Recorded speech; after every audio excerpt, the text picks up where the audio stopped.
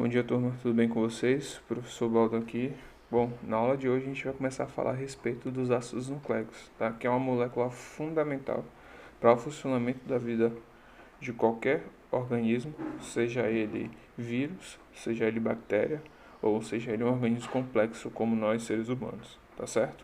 Então, os ácidos nucleicos eles apresentam algumas funções, como por exemplo sinalização celular, que é o caso do AMP cíclico, tá? Que ele tem a função de regular a homeostase energética celular.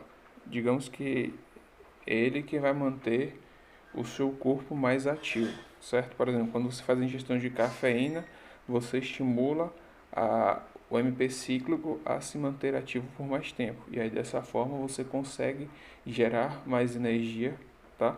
Durante um curto período de tempo para o seu corpo. Uma outra função está relacionada a armazenar e transmitir a informação genética, que é isso aí você vai estar encontrando no nosso DNA, certo? Ou ele pode estar armazenando e transferindo energia química, como é o caso do ATP, a moeda energética básica do nosso corpo. Entre os tipos de ácidos nucleicos que possuímos, temos o DNA, o ácido desoxirribonucleico, o RNA, o ácido ribonucleico, e o ATP, ADP e AMP, que são variações de estado de energia de uma mesma molécula, certo?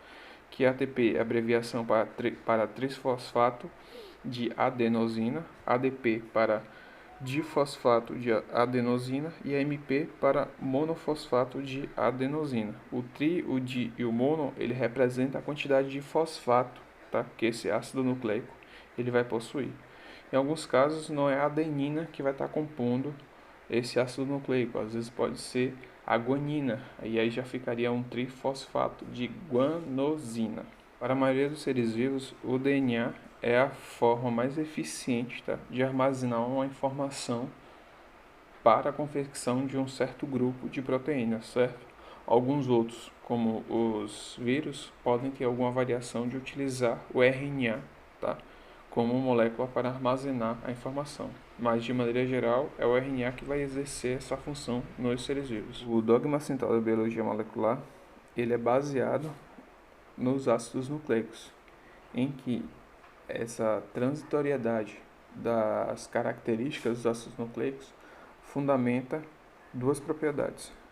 A primeira é a unidirecionalidade na expressão da informação contida nos genes, em que toda a informação ela é armazenada no DNA na forma de gene, e quando há necessidade de uma execução de uma ação, esse gene ele é decodificado em uma molécula de RNA, e essa molécula de RNA ela executa a sua atuação através das proteínas, tá? Que é basicamente o processo de transcrição do DNA para RNA e a tradução do RNA para uma proteína. E o sentido da informação é sempre do DNA em direção às proteínas, nunca o contrário. Nunca uma proteína vai se tornar um RNA, nunca um RNA vai se tornar um DNA. A sequência é sempre um DNA sendo transcrito em RNA e um RNA sendo traduzido em uma proteína. O segundo ponto desse dogma ele se refere à capacidade do DNA de se duplicar e, por conseguinte, transmitir informação aos seus descendentes. Ou seja, o DNA ele consegue regular a sua própria duplicação, tá? E a maneira como que ele vai estar transmitindo essa informação para os descendentes, certo? Isso gera como consequência, por exemplo, os diversos comportamentos sexuais que a gente encontra no reino animal, em que ele é inclusive um fator de seleção de parceiros. De uma maneira mais simplificada, a gente pode dizer que uma característica corporal de um organismo ela só existe porque ocorreu a atuação de um gene, tá, que coordenou que aquela proteína existisse para ter como resultado a expressão daquele caráter. Os ácidos nucleicos eles possuem como menor unidade os nucleotídeos, tá? Ou seja, os monômeros que vão formar um ácido nucleico são os nucleotídeos. E a composição desses nucleotídeos é base nitrogenada, que ela pode ser púrica ou pirimídica, grupo fosfato, que nesse caso é o ácido fosfórico, e a pentose, que ela pode ser ribose, se for o caso de uma molécula de RNA, ou uma desoxirribose, se for no caso de uma molécula de DNA. Sendo que essas bases nitrogenadas a gente pode encontrar algumas variações entre elas, que são basicamente 5 tipos: a guanina, a citosina, a adenina, a timina e a uracila. Lembrando que timina é só encontrado no DNA e a uracila é exclusivo do RNA. E a interação entre essas bases nitrogenadas é que vai determinar a sequência de um gene, que por consequência vai determinar as variações que podem existir na produção de uma proteína e, por fim, determinar as variações que podem existir entre características de organismos de espécies idênticas. Nem todo nucleotídeo ele vai estar formando uma estrutura complexa como o RNA ou o DNA. Alguns nucleotídeos eles são moléculas simples, tá? Que têm uma importância energética muito grande, tá? Para a célula. É basicamente a moeda energética da célula. E aí, normalmente, esses nucleotídeos eles são formados com variação na quantidade do grupo fosfato, certo? Em relação ao seu nucleosídeo.